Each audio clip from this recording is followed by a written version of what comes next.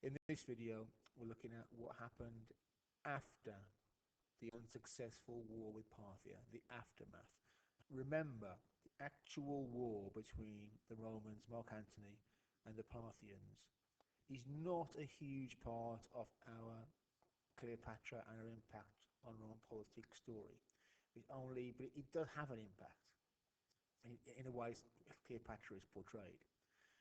So I'm going to recall the results of the invasion, understand how it was used, and look at some sources. Incompetent. If you're rubbish at something, you're not good at it, you're incompetent. You're not competent. Judgment. If you have bad judgment or good judgment, you can make good decisions. Misogyny, the hatred of women. Scapegoat. Pick somebody to blame. They're the scapegoat. Propaganda, sort of government fairy stories. Octavian, he is debauched. If you are somebody who gives themselves up to pleasure, sexual or drinking or drugs, you are debauched. Seduced, feeble-minded. If you are weak-minded, not stupid, weak. So, we're going to look at this here. So, following the unsuccessful assault on Parthia, Mark Antony returned to Alexandria with Cleopatra. How did these events affect the balance of power within the empire? That's what we're really talking about here. First off, Octavian. Octavian has to have been extremely happy that Mark Antony has lost this war, done badly. Why? Think about it. Why is Octavian going to be happy that a Roman army has been defeated? Well, Mark Antony is his big rival. He's a more senior man than Octavian. If Mark Antony had successfully invaded the Parthian Empire, if he defeated the Parthians, taken some territory, got back Crassus's standards, he'd have been such a massive Roman hero. He'd have had such a huge triumph through the streets of Rome. He may well have been completely unstoppable from taking over the empire. So Octavian would have been very happy that Mark Antony loses this war. Because if he'd won this war, Octavian's position would have been very bad. However, he cannot be seen to be happy. Why not? He's a loyal Roman. If Mark Antony loses, if Romans are killed, he can't rejoice at this. However, he can use this defeat. So how is Octavian going to use this defeat? He's going to, using his friends, writing letters, speeches in the Senate, go on about Mark Antony.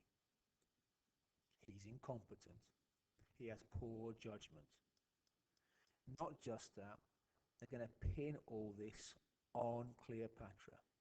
If you blame Mark Antony, you're blaming a great Roman, a member of a powerful family.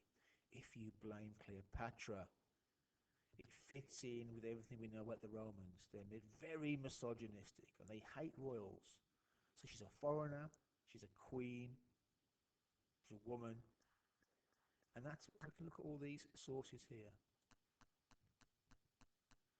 So when Mark Antony is getting ready for the war with Parthia, he has all these forces gathered, 100,000 men. They're of no use to Antony because of Cleopatra.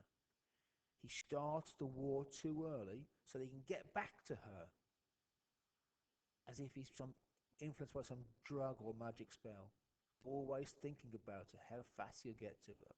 So Mark Antony's incompetent display in Parthia is blamed not on him being a poor general, it's blamed on his love for Cleopatra. Again here, in this source, look at before, Plutarch mentions the disastrous flaw in his character, his passion for Cleopatra, robbed him of his common sense. In this bit here, this is just before the war with the Parthians, he gives her loads of land, Roman land, won by Roman soldiers. And then he acknowledges his children by her, says that they're my kids. this source here. After the defeat in Parthia, he leaves the army. Yeah, he leaves them behind. He's lost lots of men. He leaves the army and goes down to the White Village and waits for Cleopatra. And while he's there, he gets drunk all the time. He gets drunk and simply waiting for her to like some sort of love-sick fool. So Octavian can use this defeat as propaganda to make himself look good, to make Antony look bad, but in particular, to make Antony look bad as a feeble-minded fool who's been seduced by a foreign queen. It all fits Octavian's narrative beautifully.